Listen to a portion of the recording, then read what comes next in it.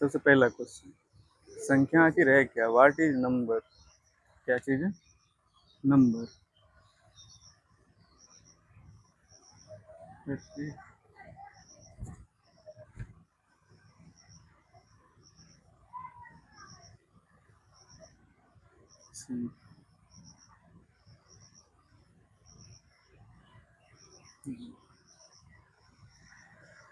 क्या होता है संख्या?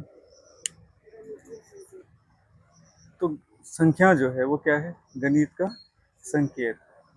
क्या है? गणितीय संकेत, मतलब सिंबल ऑफ मैथमेटिक्स कह सकते हैं, सिंबल ऑफ मैथमेटिक्स।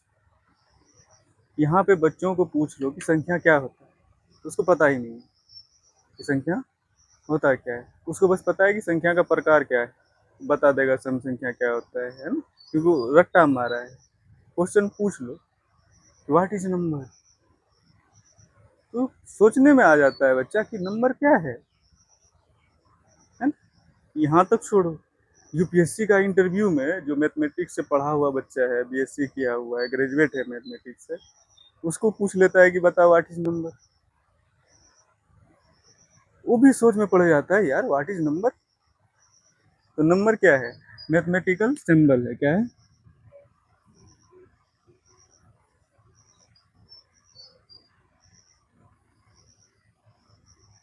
सिंबल। क्या है संख्या?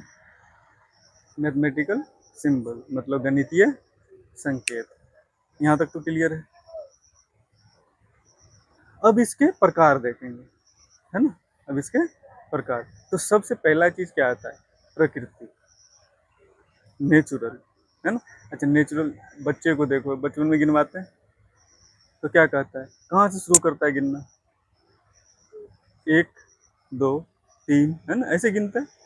कहा जाता है जो नेचुरल आ जाए। तो नेचुरली क्या आता है?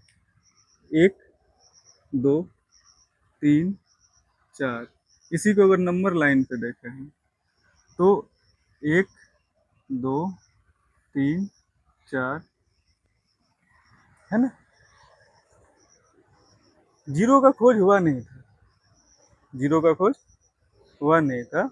तो पहले जो गिनती होती थी, गिनती तो होती थी पर हमको संख्या लिखना नहीं आता था। ये अरेबिक नंबर जो होता है, जो आजकल हम लोग पढ़ते हैं, इस तरीके का सिंबल नहीं था पहले। पहले जो मैथमेटिकल सिंबल था वो था रोमन नंबर। क्या था? Roman number. हम लोग आज भी यूज करते हैं रोमन नंबर। जैसे ऐसे एक लिखते हैं, दो लिखते हैं, तीन लिखते थे, चार लिखते हैं, है ना, पाँच, इसी तरीके से चलता है। पर इसमें जीरो नहीं आना आता था। इसका सिंबल में कैलकुलेशन में थोड़ा सा मुश्किल हो जाता है। अब एक बात बताओ, अगर पाँच को और 10 को जोड़ना हो, है ना, तो वहां पे थोड़ा सा लिखने में पूरा तरीके से याद होना चाहिए उसमें। तो थोड़ी सी कैलकुलेशन में मतलब गलतियां होगी, फास्ट होगा कैलकुलेशन। इसीलिए दुनिया आगे बढ़ नहीं रही थी ज़्यादा, बहुत कम स्पीड से चल रही थी दुनिया। लेकिन एक खोज होगी, किस चीज़ की? जीरो की खोज होगी। किस चीज़ की खोज होगी? जीरो की। बताओ जीरो का खोज कौन की है? आर्यभट्ट। कौन थे? आर्यभट्ट। आर्यभट्ट साहब खोज किए जीरो का। और जब जीरो का खोज हुआ तो संख्या स्वाभाविक सी बात है बनेगी, और आसान तरीके से कैलकुलेशन होगा, है ना। तो अब देखेंगे कि मैथमेटिक्स में काम हुआ आगे, फिर मैथमेटिक्स में काम होना शुरू हुआ, तो फिर संख्या बनाया गया। तो तब जाके देखते हैं कि इसमें क्या ऐड हो गया? जीरो। तो बताओ कि नेचुरल नंबर क्या है फिर, है ना। तो नेचुरल नंबर को कैसे डिफाइन करोगे? नेचुरल नंबर को कैसे डिफाइन करोगे? प्राकृतिक संख्या क्या चीज़ है, कैसे डिफाइन करोगे इसको? तो इसका डिफिनेशन जो हम लोग बचपन से पढ़ते आए हैं, क्या पढ़े हैं, गिनती की संख्या को क्या कहते हैं? प्राकृतिक संख्या कहते हैं, मतलब काउंटिंग नंबर। काउंटिंग नंबर, है ना, गिनती की संख्या, गिनती की संख्या। कोई दिक्कत है? प्राकृतिक संख्या तो समझ में आ गया। जब जीरो की खोज हुई, जब जीरो का खोज होने के बाद तब इसको पूर्ण संख्या का कंप्लीट हो गया संख्या। देखो, अब जब जीरो का खोज हो जाएगा तो क्या हम 9 के बाद 10 लिख सकते हैं? हाँ, एक एक पे जीरो लगा देंगे तो 10 बन जाएगा, फिर उसमें एक जोड़ देंगे तो 11। इसी तरीके से इन्फिनाइट तक जा सकते हैं। क्या पहले हम इन्फिनाइट तक जा सकते थे? नहीं। अब बताओ कि मैथमेटिक्स का एरिया बड़ा हुआ, मैथमेटिक्स बहुत दूर तक जाने का सोच हुआ कि नहीं हुआ? क्या हम कैलकुलेशन में कभी भी गिनती गिन सकते हैं नंबर को? क्या हम अंत तक पहुंच सकते हैं नंबर्स का? नहीं पहुंच सकते, है ना। लेकिन इसमें ऐसा नहीं था, इसकी एक लिमिटेशन होगी, है ना। भले ही बना लीजिए आप कि इसको डी को ये बोलेंगे, एल को ये बोलेंगे, है ना, लेकिन इसमें कैलकुलेशन में बहुत सारी दिक्कत आएगी और फास्ट कैलकुलेशन नहीं होगी। सिंबल के रूप में ठीक है, लेकिन शुरुआती दौर पे जो मैथमेटिक्स होगा उसके लिए बहुत इंपॉर्टेंस होगा कि नहीं होगा? होगा। लेकिन अब जो होगी, क्या ये वैसी रहेगी या बदल जाएगी? मैथ पढ़ने की प्रवृत्ति बदल जाएगी ना, बिल्कुल बदल जाएगी। जब मैथ पढ़ने की प्रकृति बदलेगी तो तब जाके कहा गया कि जब जीरो आया तो उसको कहा गया होल नंबर। क्या कहा गया? Whole number. होल नंबर मतलब पूर्ण संख्या। क्या पूर्ण मतलब? क्या पूरा हो जाना, कंप्लीट नंबर, है ना, पूर्ण संख्या। इसको कैसे डिफाइन किया? जीरो सहित गिनती की जाने वाली संख्या को, मतलब काउंटिंग नंबर विथ जीरो, है ना, काउंटिंग विथ जीरो। गिनती की संख्या तो होगी पर वो किसके साथ होगी? जीरो के साथ होगी। मतलब जीरो सहित, शून्य सहित, शून्य सहित गिनती। कोई दिक्कत है इसमें? शून्य सहित गिनती की संख्या क्या कहते हैं? पूर्ण संख्या। दो संख्या बना चुके हैं, ठीक है। तो बोला कि हम राइट के तरफ ही क्यों जाएंगे? एक कोई सोचा होगा, लेफ्ट के तरफ भी आया, इधर क्या लग गया फिर? माइनस। क्या लग गया? माइनस। तब जाके फिर संख्या बनी, बोला गया कि एक संख्या और होगी। कौन सी संख्या होगी? धनात्मक। कौन सी? धनात्मक। धनात्मक मतलब पॉजिटिव, पॉजिटिव नंबर। समझ में आया? तो पॉजिटिव नंबर किधर होगा? राइट के तरफ या लेफ्ट के तरफ? राइट की तरफ होगी, है ना। अगर लेफ्ट की तरफ बढ़े तो ऋणात्मक संख्या। कौन सी संख्या? ऋणात्मक। ऋणात्मक संख्या मतलब नेगेटिव नंबर, नेगेटिव नंबर्स, है ना, नेगेटिव नंबर्स। क्या हम लोग चार संख्या को देख चुके हैं? चारों समझ में आ गया, है ना।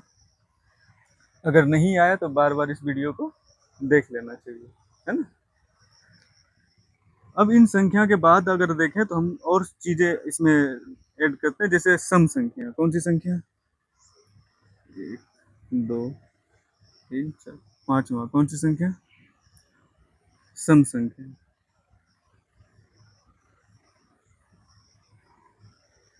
मतलब इवन नंबर, इवन नंबर। क्या होता है इवन नंबर? जो दो से पूरा पूरा कट जाए, सिंपल सा चीज, जो दो से, है ना, डिविजिबल बाय टू, है ना। दो से विभाजित होने वाली संख्या, दो से विभाजित होने वाली संख्या को क्या बोलेंगे?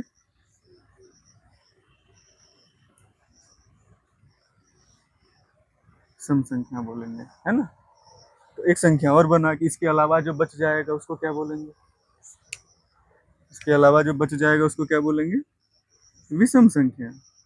विषम मतलब जो दो से विभाजित ना हो,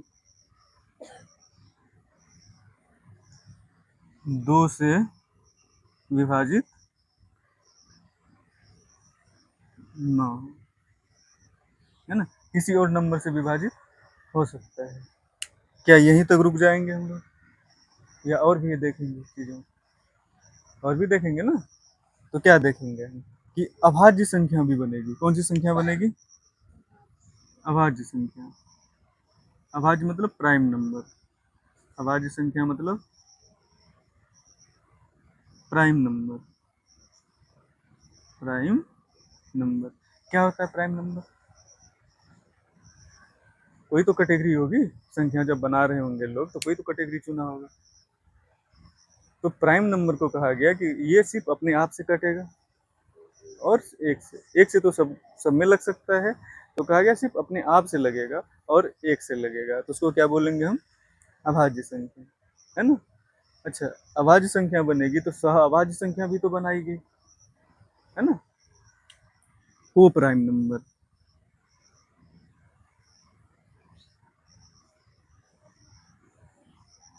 सह अभाज्य संख्या।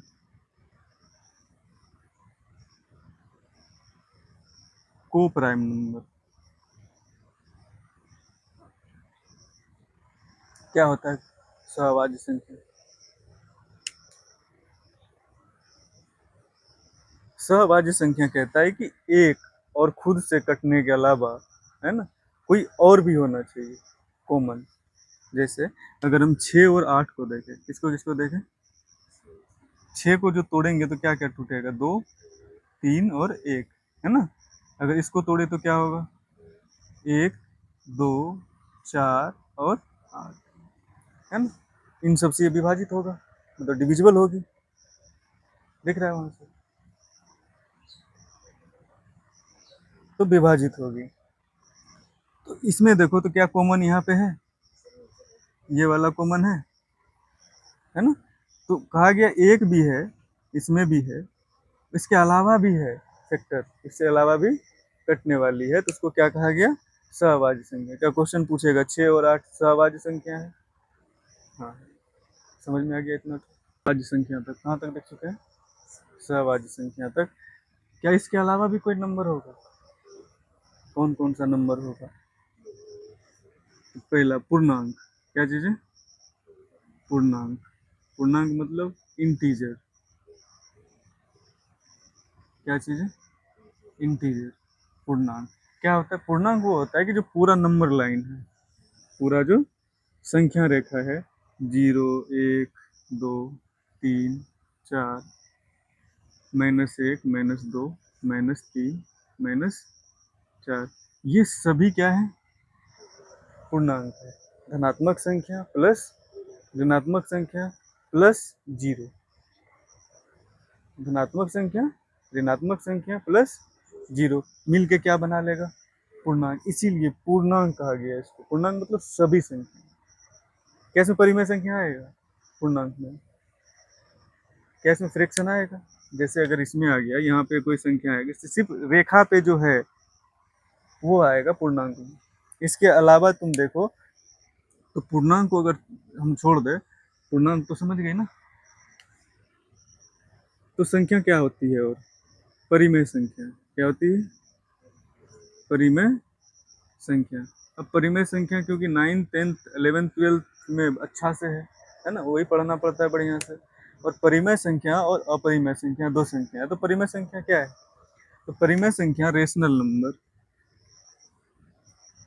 रेशनल नंबर परिमेय संख्या कहा गया जिसको हम p बट्टे क्यू के रूप में लिख सकते हैं, और q जो है वो नॉट इक्वल टू जीरो, मतलब q जीरो के बराबर नहीं होना चाहिए, मतलब डिनोमिनेटर जो है वो जीरो के बराबर नहीं होना चाहिए, तब जाके वो क्या कहलाएगा? परिमेय संख्या। समझ में आ रहा है बात? तो बताओ क्या न्यूमिनेटर जीरो हो सकता है? मतलब अंश जीरो हो सकता है? जैसे क्वेश्चन पूछ लिया जाता है कि बताओ जीरो पूर्ण संख्या, जीरो क्या है? परिमेय संख्या है या नहीं? हाँ, क्या जीरो परिमेय संख्या है या नहीं है? तो जीरो के नीचे हम एक तो लिख ही सकते हैं, कुछ नहीं है तो। इसका मतलब है कि पी बट्टे क्यू के रूप में ये लिखा जा चुका है, और क्यू जो है वो जीरो के बराबर नहीं है, इसीलिए ये क्या कहलाएगा? परिमेय संख्या होगा। क्या जीरो परिमेय संख्या है या नहीं है? है, परिमेय संख्या है। क्या दो परिमेय संख्या है? क्या दो परिमेय संख्या है? हाँ, क्योंकि इसके नीचे भी एक लिख सकते हैं। तो क्या सभी इंटीजर परिमेय संख्या है? क्या सभी पूर्णांक परिमेय संख्या हो सकता है? क्वेश्चन पूछेगा ना। तो जितने भी संख्या रेखा पे होंगे सभी परिमेय संख्या तो होंगे ही, कि नहीं होंगे? इसके अलावा भी जो फ्रैक्शन में लिखा जाएगा, जैसे 2/3, 3/4, अगर यहाँ पे लिख दे 5/3, क्या है परिमेय संख्या नहीं लग रहा? p/q के रूप में नहीं है? है, बिल्कुल है परिमेय संख्या के रूप में। इसके अलावा जो है वो क्या कहते हैं उसको? अपरिमेय संख्या। क्या कहते हैं? अपरिमेय संख्या। अपरिमेय संख्या मतलब इर्रेशनल नंबर। इर्रेशनल नंबर कहा गया। इसको p/q के रूप में हम नहीं लिख सकते हैं। p/q के रूप में नहीं लिख सकते।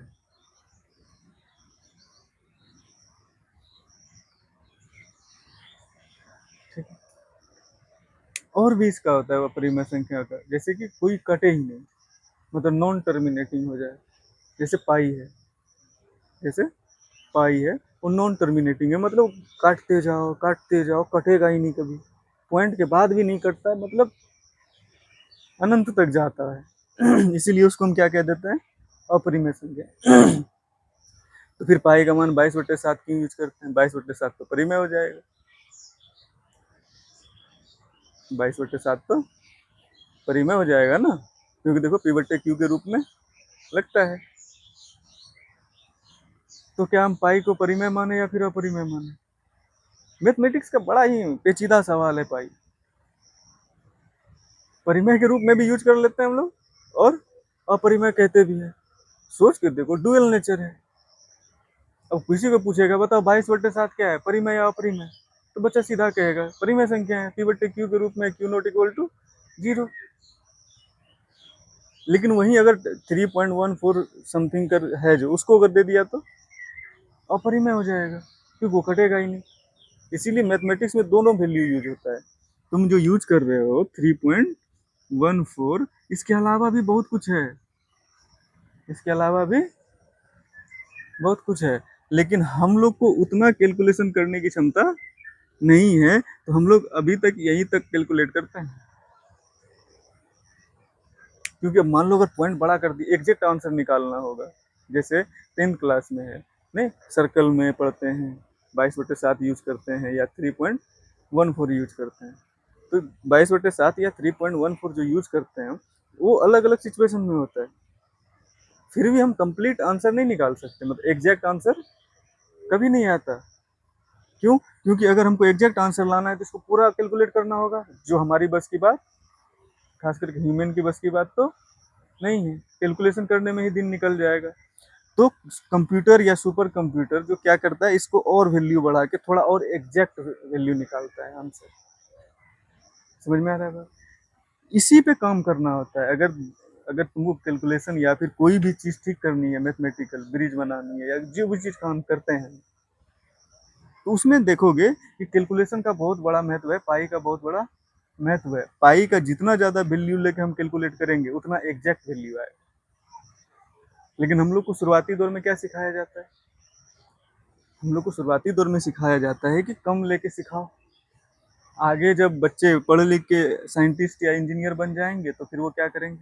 और ज़्यादा कैलकुलेशन करेगा, है ना? कंप्यूटर से करेगा, लैपटॉप से करेगा या सुपर कंप्यूटर से करेगा या फिर क्वांटम कंप्यूटर से करेगा। तो जिसके पास जैसी जैसी टेक्नोलॉजी आएगी, पाई का एग्जैक्ट वैल्यू ऐसा वैसा निकलता चला जाएगा और उसकी इंजीनियरिंग और बेस्ट होती जाएगी। समझ में आ रही है बात? हम लोग का बच्चा सिर्फ भारत, हम लोग का जो बिहार और भारत के जो बच्चे हैं वो 3.1 पाई को समझ ही नहीं रहा है। उसको लगता है कि पाई का वैल्यू होता है, निकाल दिया आंसर बन गया ना, हो गया काम खत्म। उसको लगता है यही पढ़ाई है, लेकिन उसको ये नहीं पता है कि पाई का वैल्यू कैसे कहाँ यूज होता है। एक बात बताओ, भारत में ही क्यों पुल टूट रहे हैं? भारत में ही पुल इतना क्यों टूट रहा है? जब मेट्रो बन रही थी, तो मेट्रो जब बन रही थी तो जापान से इंजीनियर आए थे चेक करने के लिए कि क्या क्या कमियां रही है। है ना, वो कैलकुलेशन को ज़्यादा समझता है। इसीलिए देखो जापान की इंजीनियरिंग, चीन की इंजीनियरिंग देखो, है ना, वो लोग इतिहास वो लोग बिना पाया का पुल बना दे रहा, पहाड़ से पहाड़ जोड़ के। किसकी वजह से? कैलकुलेशन, मैथमेटिक्स, है ना। और हम लोग का पुल ढह जा रहा है, फिर पुल पे चिप्पी साट रहा है। सोचो, विक्रमशिला पे चिप्पा साटा मतलब पंचर बना है, एक तरीके से कह सकते हैं। हालांकि हम लोग भी पंचर वाले पुल पे चले हैं, है ना, पढ़ने जाते थे तो पंचर वाला पुल था, जिसपे एक तो ऐसे करके पाया नहीं होता है, मतलब जो पोल का खुट्टा लगाते हैं, वही रख दिया था। एक ठो पे ऐसे होते थे, एक ठो पे ऐसे साइकिल लेके चलते थे। डरो लगता था बचपन में, गिर जाए तो हवाक से नदी में। लेकिन क्या कर सकते हैं, यहाँ का इंजीनियरिंग टॉप लेवल का है। कौन सा लेवल का है? टॉप लेवल का है। मत पढ़ो इसको, हालत तो खराब होगा ना, क्योंकि जो बच्चे को पढ़ा रहा है मास्टर, वही बच्चा तो इंजीनियर बनेगा। और वो इंजीनियर बनेगा तो क्या लगता है कि मतलब टॉप लेवल का इंजीनियर बनेगा। अब उसको नौकरी देना जरूरी है, सरकार को मजबूरी है, नहीं तो कहेगा इंजीनियर खाली घूम रहा है, इंजीनियर हो गया ढेर। और सब चाहता है पैसा बचाना। तो यहाँ पे देखोगे कि पाई का उतना, पाई के बारे में पूछो किसी को, जानते हो पाई क्या होता है?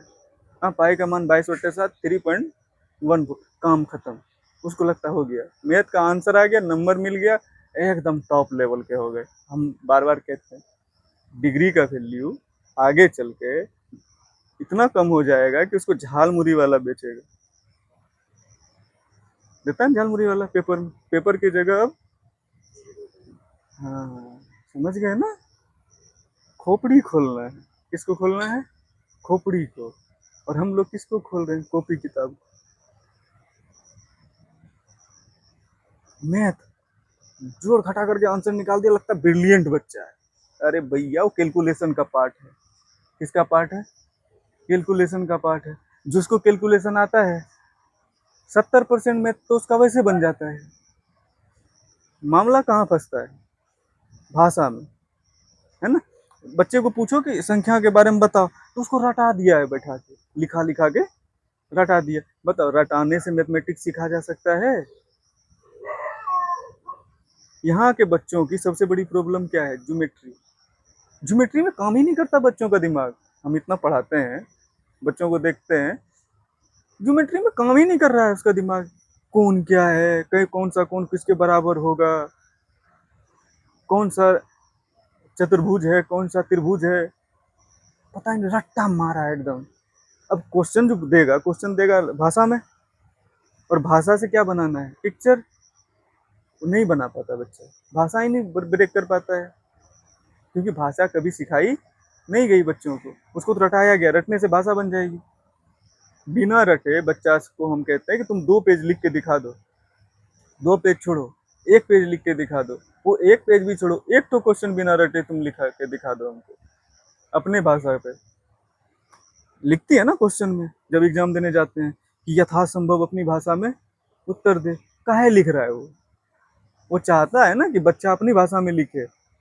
यहाँ पे अगर कोई एक कोचिंग है, कोई एक स्कूल है, तो पता चलेगा सब बच्चा एक ही आंसर लिख रहा है, क्योंकि सबको एक ही आंसर लिख के दिया गया है, और वो रट के उसी आंसर को चिपका दिया। मास्टर खुश, मास्टर खुश।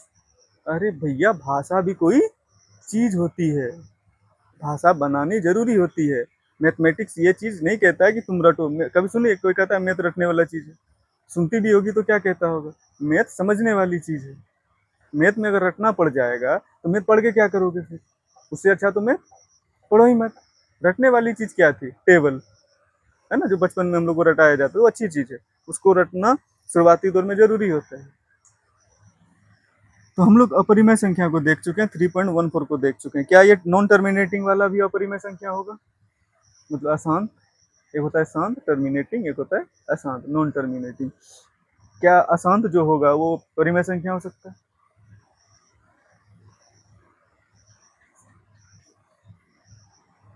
कुछ कुछ केस में नहीं होता है। क्या रूट वाला कोई भी होगा? जैसे √3 है, √2 है, √5 है, क्या ये परिमेय संख्या है या अपरिमेय है? अपरिमेय संख्या है। तो रूट जैसे दिख जाएगा, इसके अंदर बस वैसा संख्या नहीं होना चाहिए जो रूट से बाहर आ जाए। जैसे रूट 4 दे दिया, कोई क्या दे दिया, रूट 4 दे दिया, रूट 9 दे दिया, क्या ये परिमेय है या अपरिमेय है?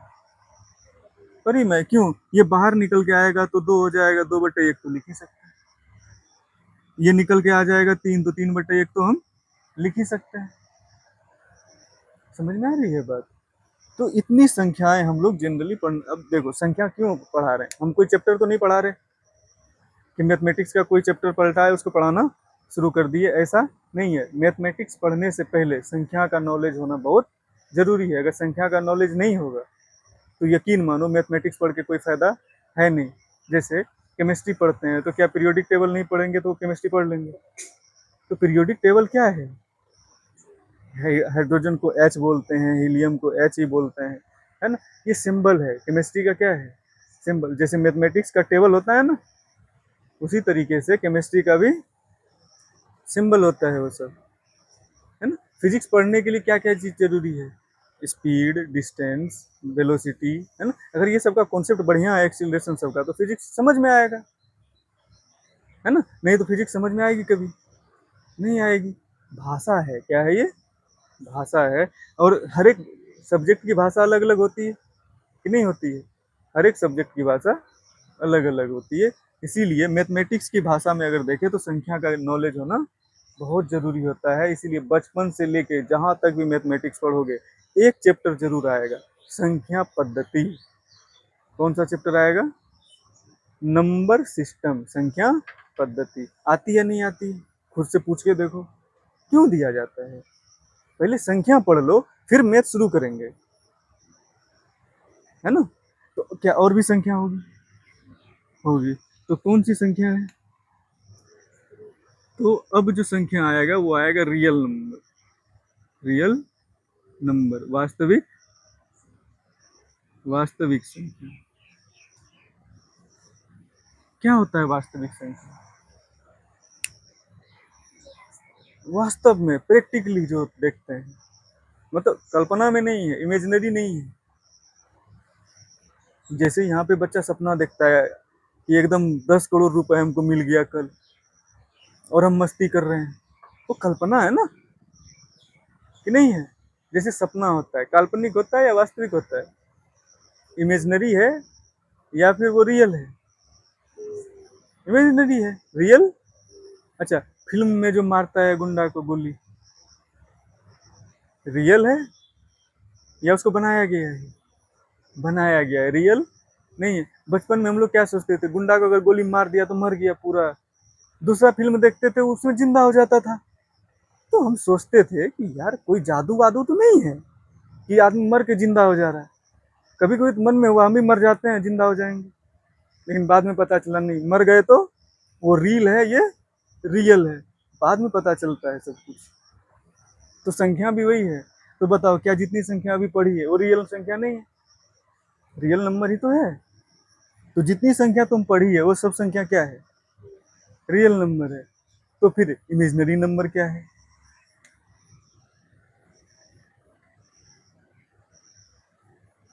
इमेजिनरी नंबर क्या है फिर? काल्पनिक संख्या। काल्पनिक संख्या क्या है? इसमें आई आता है, इमेजिनरी आई से डिनोट कर सकते हैं इमेजिनरी नंबर को। तो इसमें आई लगा होगा। जैसे आई का वैल्यू आगे चल के 12th में, उससे आगे ग्रेजुएशन में देखते हैं, तो उसमें कॉम्प्लेक्स नंबर का एक चैप्टर आता है, मतलब रियल प्लस इमेजिनरी। वो क्या बन जाएगी फिर? Complex number. क्या बन जाएगी? Complex number. कोई दिक्कत है?